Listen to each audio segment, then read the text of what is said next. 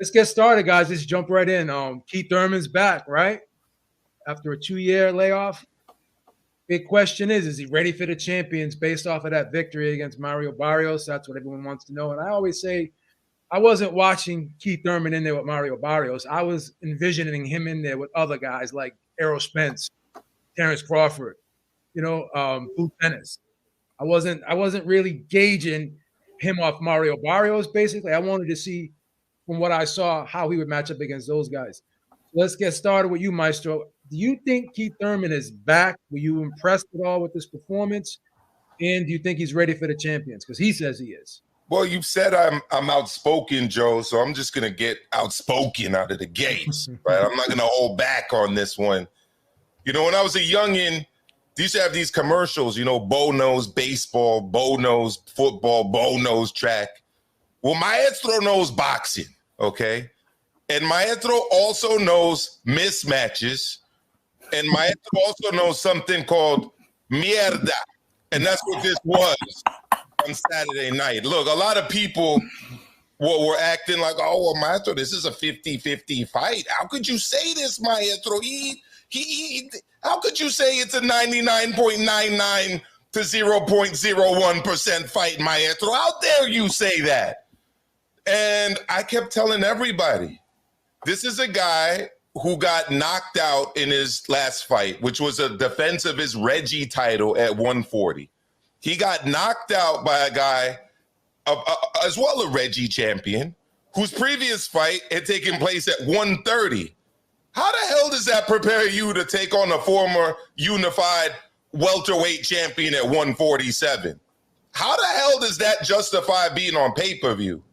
Luckily I got a resident tech expert at the home. I rarely ever call him out. His name's Fulanito. Fulanito sometimes he comes out because he says, Maestro, this bill's going to be too high this week, baby. $30 to see Eubank Jr. and another $75 to see this shit. Now, Fulanito, he says we got to get the IT skills ready. So is Keith Thurman back? He's back to being a gatekeeper for now at 147. Okay.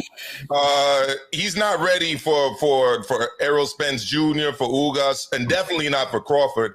But if he is going to go for a title, I said this on Monday on Mano a Mano Live, he should try to get Uncle Al. Well, it's too late now. I was saying that he should try to get Uncle Al to steer Ugas towards Crawford and let him take on Spence, who may or may not have yet fully recovered from the eye injury, but that's gone. So where does he go next? Hopefully not Boots for him. Hopefully not Ortiz for him. Dare I say, I'm not going to go all the way to start talking about the youngin out there in the UK. I don't know if he's ready for Thurman just yet. Okay, and I'm talking about the Destroyer Ben, but they definitely got to stay away from these other dudes and wait around for another shot at the title, and I'm going to leave it at that for now. What are your thoughts, Mario, on Thurman? Yeah, look, I understand where Maestro's coming from. I do. I think that if I was looking at this fight at the time, like this was Thurman's, big shot prize fight, back into the limelight, then I would be, more in line to what Maestro's saying. The issue for me is that 31 months out of the ring, it would be more of a mistake for you to jump into the Shark Tank than it would for you to dip your toe in and kind of see how you're feeling.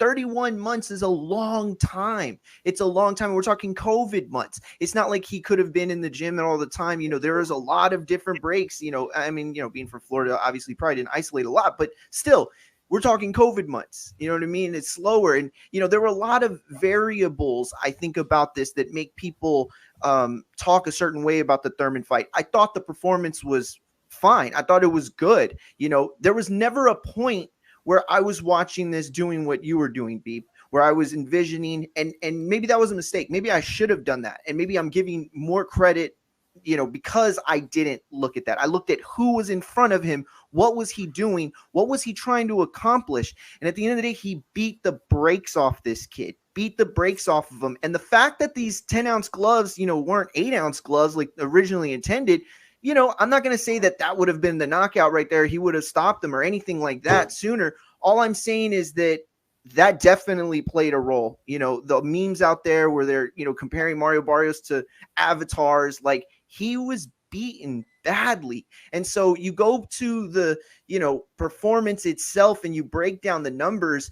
It wasn't bad. You know, he landed 181 total punches. I think he averaged somewhere just above 50 punches thrown. You know, he landed 46 jabs compared to landing 135. You know, that power punches, that ratio is not bad. Like, he showed that he was getting in there. He was trying to work.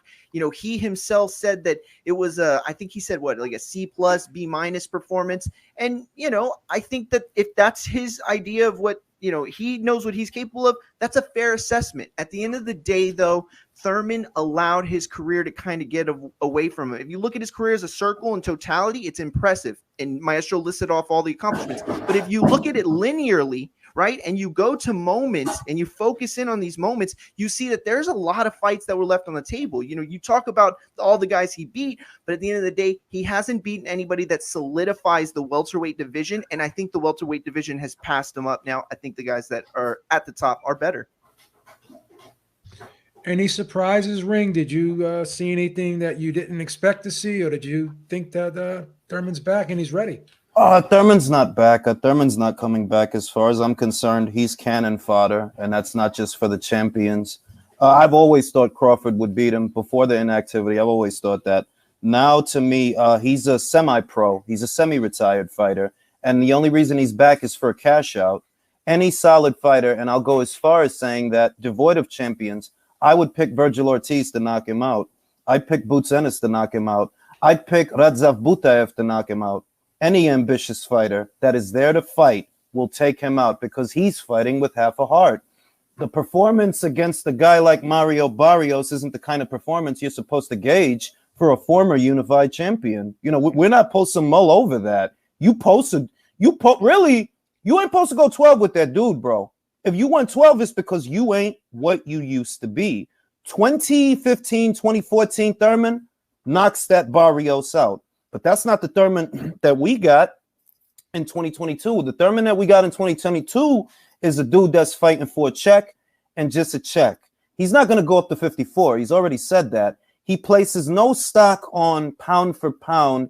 And I read a lot into that because Floyd Mayweather cared enough about the pound for pound. He cared about that. He cared about being viewed in that scope. Terrence Crawford cares about that. The top fighters, the ones that are masters of their craft, they care about that type of stuff, being viewed in that light. He doesn't, because he is a prize fighter. No more, no less. And if you put him in there with somebody that is there to fight and is there to win and they're hungry, it doesn't matter if they're as unknown as Butaev or Stanionis or as buzzing as Jaron Boots Ennis. They will stop him. I believe that maybe they're going to figure out a way to get him to the winner of Ugas versus Spence. I'm not completely sold that the winner of Stanionis versus Butaev will get the winner of Ugas versus Spence. They'll find a way to get Thurman that guy because he is here to be cashed out. He's a familiar name. He's a familiar face. And his performance against somebody like Mario Barrios is irrelevant. Mario did absolutely nothing at 140. Even less at 147, thus beating him there means nothing. Yeah, he hasn't scored a knockout in a long time. I think the 7 years. Yeah, 7 years. I think the mentality has definitely changed. Another disturbing thing that I see about him, every time he gets hit with a good body shot, takes that mouthpiece out and tries to get a breather. That's a sign of vulnerability. Something's up with that body. You know what I mean? Like, he gets hit with the body and it's almost like he just short circuits for like a couple of seconds. You know what I mean? No one likes to get hit to the body. Obviously it hurts, but you know, he really shows it. You know, he doesn't have a good poker face when he gets hit in the body. He gets hurt. Right. And too. Yeah. Because he seemed to really be working on his abs this training camp. Yeah. And stuff. And the crazy thing is, like, you know, when he runs out of room, because he likes to use those legs, he likes to circle. He's a kind of an ambush guy in and out. If he gets backed up against the ropes by an Errol Spence and Errol Spence starts teeing off to that body, man, wow. There's gonna be no escape route.